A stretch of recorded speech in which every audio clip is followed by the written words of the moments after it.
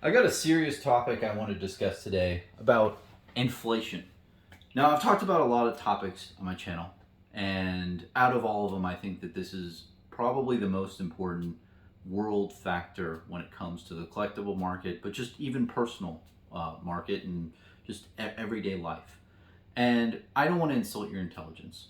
I'm not going to make a clickbaity title, or I'm not going to yell or get emotional here. I'm being serious. It's a very important topic.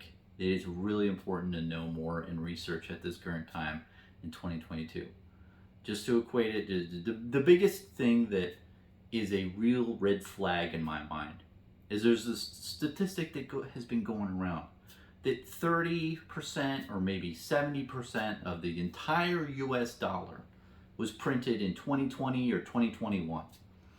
And I don't know the exact percentage or what type of medium is correct and incorrect of different types of amounts, but from what I've gathered, it sounds like a fuck ton of money has been printed in 2020 through 2021. How much it is, I don't know.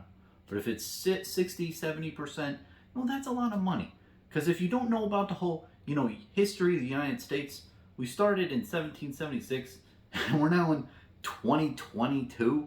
Like, having the 30 to 70% of the entire amount of cash that was ever printed in 300 or 250 freaking years is in like 2 year time period.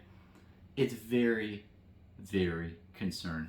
And I would love to explain to you in fine detail exactly what to do and how to think about this. But to be honest, I'm not the guy. I'm just a normal guy in a normal room. I don't give investment advice or any type of advice here. I'm just telling you that it's very, very concerning. And that I think that when you hear about the whole pandemic and virus thing that happened in 2020, I think in the next year or 3 years, the word inflation is going to be used so much. Like, it's going to be like that. It's just going to be overused and possibly hyperinflation and things like that. So I just think that I would really, really implore you to do your research and figure out what it means for you and how it's going to affect, because I think it's really going to devastate a lot of individuals. It doesn't matter who you are. Live paycheck to paycheck, or you have a bunch of cash in a bank account. It's going to affect everyone, and it's going to really change a lot of things if things don't really just smooth out over time. Because recently the Fed came out with an 8% to 9% inflation rate. It's pretty small. Pretty small. It doesn't, like, we're only hitting the tip of the iceberg of what the real value is, in my opinion. And you can see, I think there's a bunch of other data points that around the whole, all the other industries are seeing an inflation rate of 30%. But then for some reason, the national one is at 8%. It doesn't line up. And there's things that are happening in the background that, us individuals, us sheeple, aren't, clearly aware of. And I just wanted to really just bring this to light, because I'm mainly talking about flesh and blood here. I love collectibles. And, even though inflation has an impact on it, I think it'll really impact your life more. And personally, what I'm doing is I'm buying food. I'm buying non-perishable food. And I'll be a tinfoil hat conspiracy theorist all day with you. I'm telling you straight up. Peanut butter, rice, honey. These are great things to have. Just not as just an investment, just so you can eat shit. Because you can try to eat your flesh and blood cards. I've tried to eat an unlimited card. It didn't taste very good. It tasted a lot like paint chips when I was a kid. So I really wouldn't just recommend at all eating trading cards. You can't sustain yourself there. But peanut butter, yeah, it's pretty good, over time. And there's a lot of things that, stocking up on and just being prepared is a good thing in life, man. So what if you order $100 worth of peanut butter? It doesn't go bad for like 20 years. You could just keep it for a long time. Honey never goes bad. If you buy like the certain different like honey jar that is good, there's a lot of things that prepaying for food, it's not a bad idea in this current environment, man.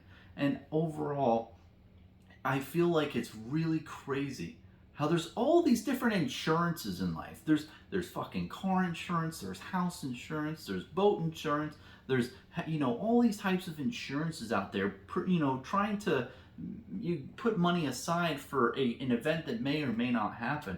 I just don't understand why there isn't like a okay, food insurance where you prepay food, even like $400 parking. Think about how much peanut butter, if you buy the BOGO deals. I think I saw recently that there's BOGO peanut butter at my grocery store, and it's like $2.50. You could buy 200, or no, you can't buy 200. You can buy like 50 jars of peanut butter for like $100. And overall, are you gonna waste some of that? Yeah. But are you doing the same thing with car insurance? Yeah. I'm paying around $1,200 a year, and I don't even get in accidents.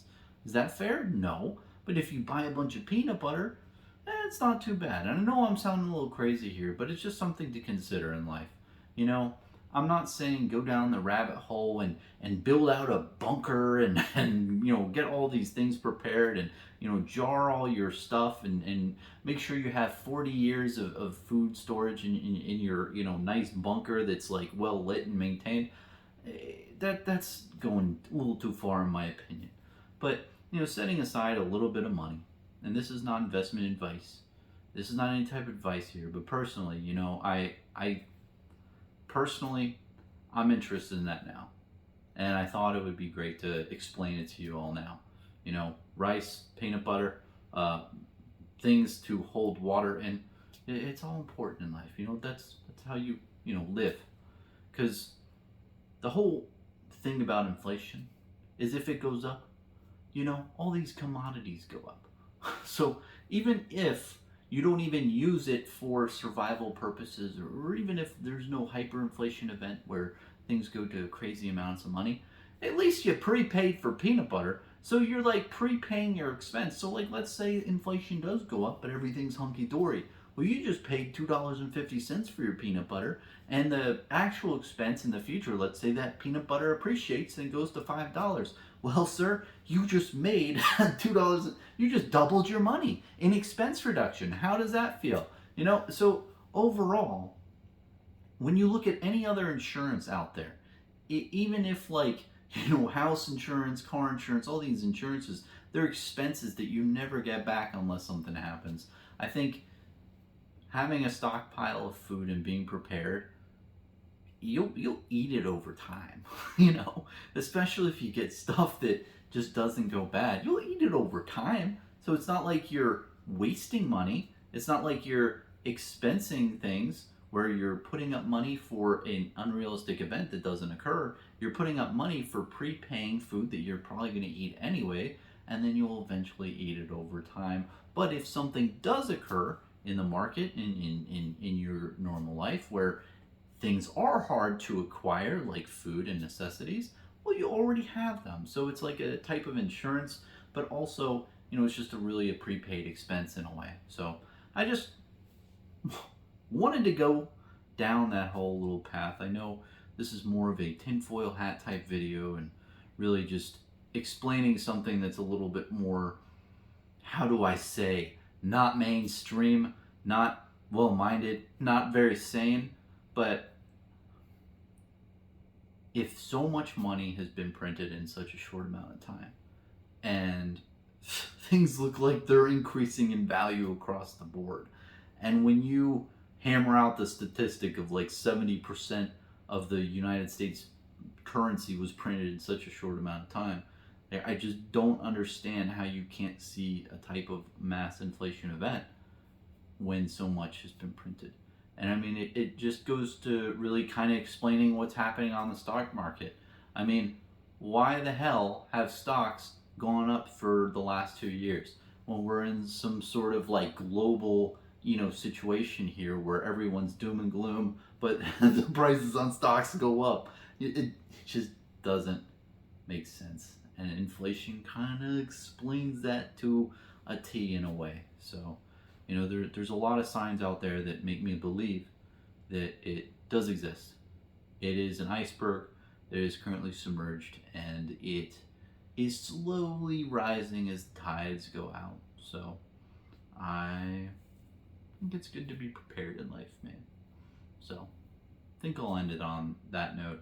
But I know this has been a little bit more of a crazy video. I just wanted to get my whole thoughts on it and just talk about something serious, man, because Flesh and Blood is a great game, and I really enjoy just spending time analyzing the market and really taking my mind off of the current events in on our day. So it's a great escape from the current bullshit. But I think it's always good to be prepared in life, especially for certain events that are on the horizon. So thanks for watching. Be safe. Cheers.